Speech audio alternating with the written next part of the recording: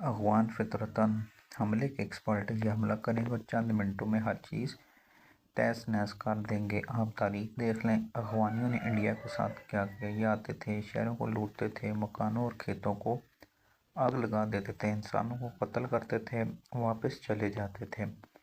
جنگی زبان میں اسے چھاپہ مار کارروائی کہتے ہیں۔ یہ اس کے ایکسپرٹ ہیں۔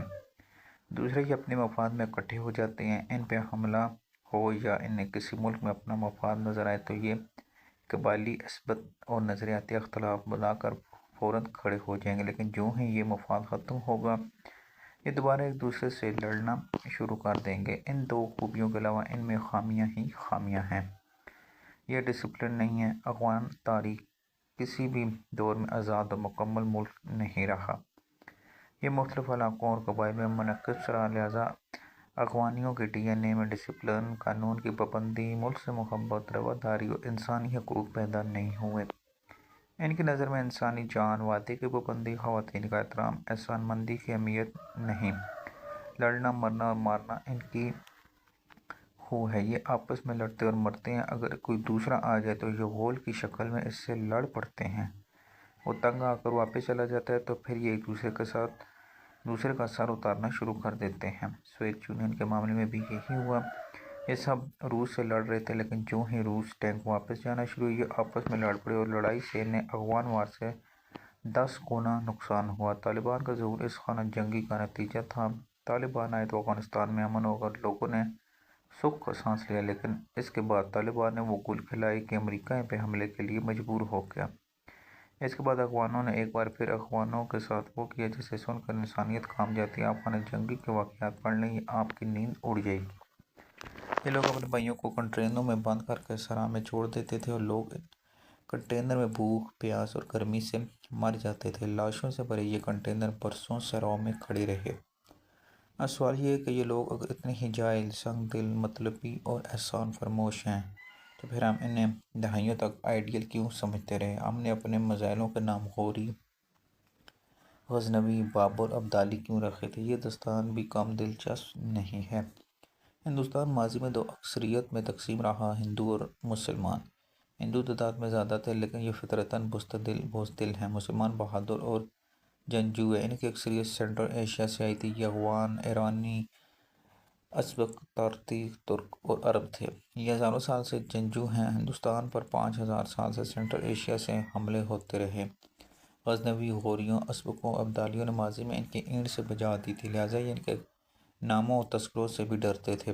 پاکستان بنا تو مسلمان آبادی سینٹرل ایشیا کی سرحد پر اکٹھی ہوگی۔ ان کی سینٹرل ایشیا ملک کے ساتھ جینیاتی، روایتی اور مذہبی روٹ ملتی تھی۔ افغان وار کی وجہ سے 1980 میں امریکہ پاکستان آ گیا اور اس نے شروع میں دو حقیقتیں بانپ لیں۔ ایک، پنجاب پاکستان کا بڑا صوبہ ہے اور پنجابی دل سے افغانوں سے نفرت کرتے ہیں۔ ان کی بڑی وجہ افغانوں کی لوٹ مار۔ افغانوں کو دلی، گجرات اور بنگال دور پڑتا ہے، پنجاب ان کے راستے پہ تھا، لہٰذا یہ درہ خیبر پار کرتے ہی پنجابیوں کو لوٹنا شروع کر دیتے، مارتے داڑتے پانی پت پہنچ جاتے تھے۔ اگر یہ وہ کامیاب ہو جاتے تو دلی کو لوٹ کر واپس چلے جاتے، ورنہ دوسری صورت میں پنجاب بھی ان کی لوٹ مار کے لیے کافی تھا۔ پنجاب ہر سال ان کے ہاتھوں تاراج ہوتا تھا، چنانچہ پنجابی انہیں پسند نہیں کرتے تھے۔ یہ انہیں خرکار، اغواکار اور لٹیرے سمجھتے تھے۔ افغانستان تاریخ میں ہر دور میں عالمی طاقتوں کی گزرگاہ رہا۔ اسکندر اعظم سے لے کر سوویت یونین تک ہر طاقت اس سے روند کر یہاں سے گزری، لہٰذا افغان جینیاتی طور پر بڑی اور لمبی جنگیں نہیں لڑ سکتے تھے۔ امریکہ نے یہ حقیقتیں دیکھ کر دو کام کیے۔ اس زمانے میں یونیورسٹی آف نیبراکاسا کا شعبہ centre for Afghanistan and region study پورے امریکہ میں تگڑا تھا۔ CIA نے اسے ٹاسک دی اور اس نے 3 کام کیے۔ اول، اس نے پنجابیوں کے لیے مطالعہ پاکستان اور اسلامیات کا سلیبس بنایا۔ اس میں افغانوں کو عظیم، فاتح، کمانڈر، عالم اسلام کا ہیرو بنا کر پیش کیا۔ اسلامیات میں جہاد سے متعلق آیات، احادیث اور واقعات اکٹھے کر دیے اور ان دونوں مضامین کو پاکستان کے اسکولوں اور کالجوں کے لیے لازمی قرار دیا گیا۔ دوم، امریکہ نے پاک افغان سرحد پر سینکڑوں مدارس بنوائے۔ ان کے لیے نئے علماء اور اساتذہ کا بندوبست کیا گیا۔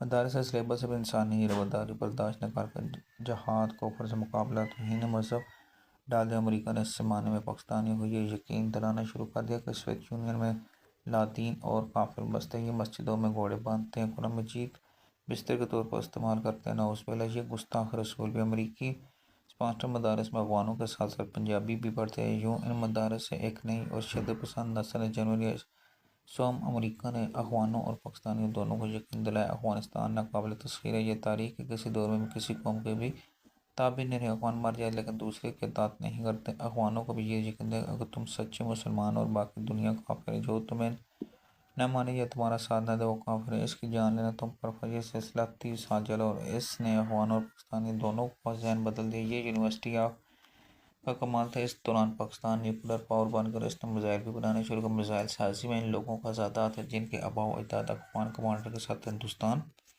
آئے تھے۔ یہاں پاس ہے چنانچہ انہوں نے میزائلوں کے نام غزنوی، غوری، ابدالی اور بابر رکھتے۔ ان ناموں سے انڈیا کو بلاتے ہوئے چڑھتے تھے، جس سے کہ اس انڈیا کو مرضی لگتی کہ ہم منحصر قوم اسے اپنی زندگی کا مقصد بنا لیتے ہیں۔ ہمارا بس نہیں چلتا ہم اپنی ہاکی اور کرکٹ ٹیم کو بھی اس طرح کے غوری، غزنوی، ابدالی کا نام جس سے ہم نے 6 اور 7 کے ہندسے اور جاز کو انڈیا کی چھیڑ چھاڑ بنا دی۔ بہرحال قصہ مختصر، پروپیگنڈا اور جیلی سلیبسوں کا یہ نتیجہ نکلا کہ ہم نے افغانوں کے لیے اپنے معاشرے اور معیشت دونوں کا بیڑا غرق کیا۔ افغانوں کو ناقابل تسخیر ہونے کا یقین دلایا۔ آج حالات زیادہ پہنچے کہ ہم پر حملے ہو رہے ہیں اور ہم انہیں حیرت سے دیکھ رہے ہیں۔ ہمارے پاس اب 3 آپشن ہیں، ہمیں تینوں پر بیک وقت کام کرنا پڑے گا۔ اول، پاکستان تاخیر سے ہی صحیح لیکن اب اندر اور باہر دونوں جنگوں پر ہارڈ اسٹیٹ کا تاثر دے رہا ہے۔ ہمیں یہ مزید سختی بڑھانی ہے۔ پاکستان کے کسی بھی بارڈر پر کوئی بھی خلاف ورزی ہو، اس کے ساتھ وہی سلوک ہونا ہے جو ہم نے جنوری 24 میں ایران، مئی 25 میں انڈیا اور اکتوبر افغان کے ساتھ کیا گا۔ ملک کے اندر بھی کسی کو سڑک بند کرنے یا کسی شہر کو یرغمال بنانے کی اجازت نہیں ہے۔ احتجاج جمہوری حق ہے لیکن کسی کو یہ حق ٹریفک روک ادا کرنے کی اجازت نہیں ہے۔ یہ اصول سب کے لیے یکساں ہے۔ اگر یہ 7 رضوی کے لیے جرم ہے تو مریم نواز اور عمران خان کو بھی یہ حق نہیں ہونا۔ اگر کوئی بھی شخص شتردھاؤں یا پہیہ جام کی اطاعت ریاست کو اسے تیر کی طرح سیدھا کر دینے، حکومت احتجاج کے لیے شہر میں کوئی جگہ دے دے، اس کے علاوہ کسی جگہ احتجاج کی اجازت نہیں ہونی۔ 2، مذاہب پر پرائیویٹ فعل ہونا چاہیے۔ کسی کو کسی کے عقائد پر سوال اٹھانے یا اعتراض کی اجازت نہیں۔ جو کسی کو کافر یا بدعتی اس سے لمبی سزا ملی۔ عبادات کی اجازت صرف مسجدوں اور گھروں میں ہونی چاہیے۔ سڑک، راہ یا کسی وہاں پر عبادت نہیں ہونی چاہیے۔ مساجد اور مدارس کا نظام ریاست کے پاس ہونا۔ سلیبس بھی ریاست تیار کرے۔ اساتذہ کا تعین بھی حکومت کے ہاتھ میں۔ مسجدوں کو بھی ریاست ڈیزائن کرے اور یہی بنائے حکومت۔ اس کے لیے علماء کرام کا بورڈ بھی بنا سکتے ہیں۔ مسجدوں کا انتظام اس کے سپرد کر سکتے ہیں۔ سوم ملک کو نارمل بنائے۔ جنگی ترانے بجانا بند کر دیں۔ قوم کو پلیز، اے مرد مجاہد جاگ ذرا سے باہر نکلیں۔ ترانوں پوری قوم کو مجاہد بنائیں۔ ہم قوموں مجاہد کے ساتھ ساتھ ڈاکٹر، انجینئر، الیکٹریشین، پلمبر بھی چاہیے ہوتا ہے۔ اگر یہ ترانہ اتنا ضروری ہے تو برائے مہربانی اس سے اے مرد مجاہد جاگ ذرا وقت مشقت آیا میں تبدیل کر دیں۔ عوام کو لڑائی سے ہٹا کر کتابوں، فلموں، موسیقی، مصوری، اسپورٹ، ڈیبیٹ پہ لگائیں۔ سن جیسے تہواروں سے پابندی اٹھائیں اور شہروں میں جم اور جاگنگ ٹریکس میں تاکہ لوگ کڑائی گوشت اور مارنے سے نکل اور یونیورسٹی نے سلیبس کے ذریعے ہمیں نارمل سوسائٹی میں تو ہمیں اب پنجاب یونیورسٹی جیسے یونیورسٹی کی مدد سے نارمل سوسائٹی کا سفر ورنہ ڈلوانوں کا یہ سفر ہمیں مزید پستی میں اور اس کے اوپر کسی مذہبی جماعت کا جھنڈا لہرا رہا ہوگا۔